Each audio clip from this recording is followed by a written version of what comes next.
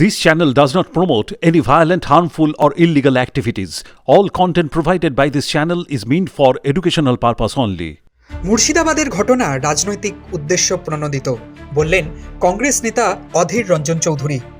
বহরমপুরে সাংবাদিকদের মুখোমুখি হয়ে এই কথা জানিয়েছেন তিনি।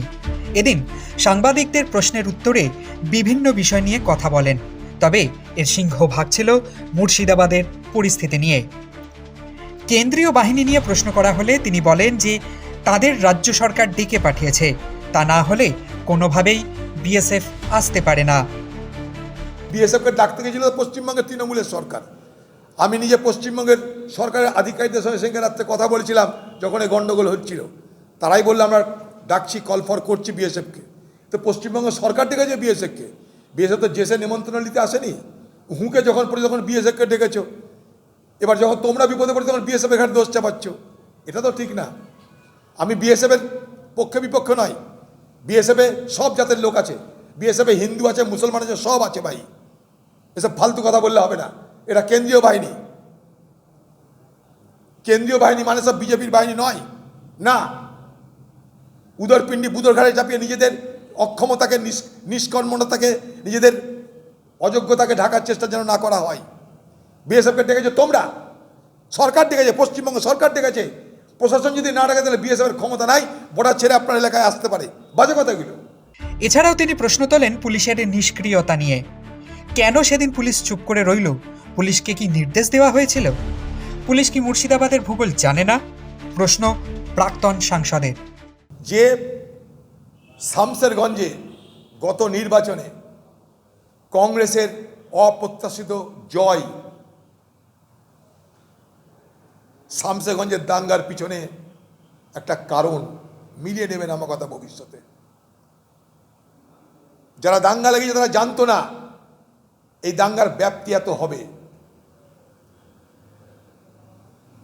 ভোটের বিভাজনে কংগ্রেস জিতে যাবে এই আশঙ্কায় যারা ভোটে হারতে পারে তারা চিন্তিত ছিল।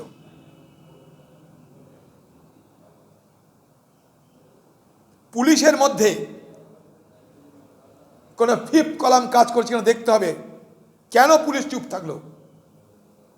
পুলিশ কি চুপ ছিল শুধুমাত্র রাজনৈতিক নেতাদের ইশারায়, না পুলিশের মধ্যে কোনো উপরওয়ালার ইশারায়? কারণ পুলিশের মধ্যে কোনো উপরওয়ালা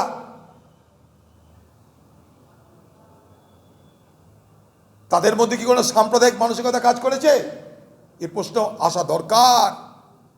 দরকার মানে দরকার। না তো ঘন্টার পর ঘন্টা পুলিশ, যার শুরু জঙ্গিপুরে উমরপুর, সেখান থেকে শামসেরগঞ্জ হয়ে বিস্তীর্ণ এলাকায় কেন ছড়িয়ে পড়ল? মোথাবাড়ি হয়েছে, জঙ্গিপুর, উমরপুর হয়েছে, পুলিশ জানে না যে মুর্শিদাবাদ জেলার ভূগোল কি, মুর্শিদাবাদ জেলার জনবিন্যাস কি, মুর্শিদাবাদ জেলার অবস্থান কি জানে না পুলিশ? গত বছর রামনবমীতে আমাকে ভোটে হারানোর জন্য দাঙ্গা হয়েছিল, মনে করে দেখুন। সেখান থেকে বেলডাঙ্গা, সেখান থেকে নওদা, পরপর দাঙ্গার ঘটনা মুর্শিদাবাদে হয়ে চলেছে গত 1 বছর ধরে। আমাকে হারানোর সময় শুরু হয়েছিল যে দাঙ্গার খেল শক্তিপুরে, সেই শক্তিপুর থেকে বেলডাঙ্গা, নওদা হয়ে জঙ্গিপুর হয়ে তা শামসেরগঞ্জে পৌঁছে গেল। মুর্শিদাবাদের দক্ষিণ প্রান্ত থেকে মুর্শিদাবাদের উত্তর প্রান্তে এই দাঙ্গা এমনি এমনি ছড়িয়ে পড়ছে না। নির্বাচনী অঙ্ক বড় খতরনাক। এছাড়াও তীব্র নিন্দা করেন সাম্প্রতিক ঘটে যাওয়া অশান্তির। বলেন মুর্শিদাবাদবাসী হিসেবে এটা আমাদের দুর্ভাগ্য যে এই ঘটনা দেখতে হলো। মুর্শিদাবাদ নিয়ে এখনও প্রত্যয়ী তিনি। তার মতে মুর্শিদাবাদ অত্যন্ত শান্তিপ্রিয় জেলা, তাই বারবার প্রশ্ন তোলেন এই বিভাজনের রাজনীতিতে কার লাভ?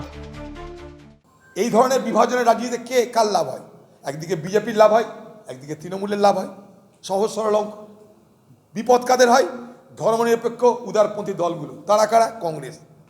তার ফল ভুগেছি, গতবার হেরেছি। তখন থেকেই বলছি যে দুটো রাজনৈতিক দলের মধ্যে তাদের ক্ষমতা দখলের লড়াই, সেই লড়াইয়ে বাঘ বকরির লড়াই, সেই লড়াইয়ে হিন্দুকে টানো মুসলমানকে টানো, এই হিন্দু মুসলমানকে টানাটানির লড়াইয়ে আমরা বিপদে পড়ছি। সমাজ বিষাক্ত হচ্ছে, সমাজে অবিশ্বাস ছড়িয়ে পড়ছে, সমাজে হিংসা ছড়িয়ে পড়ছে।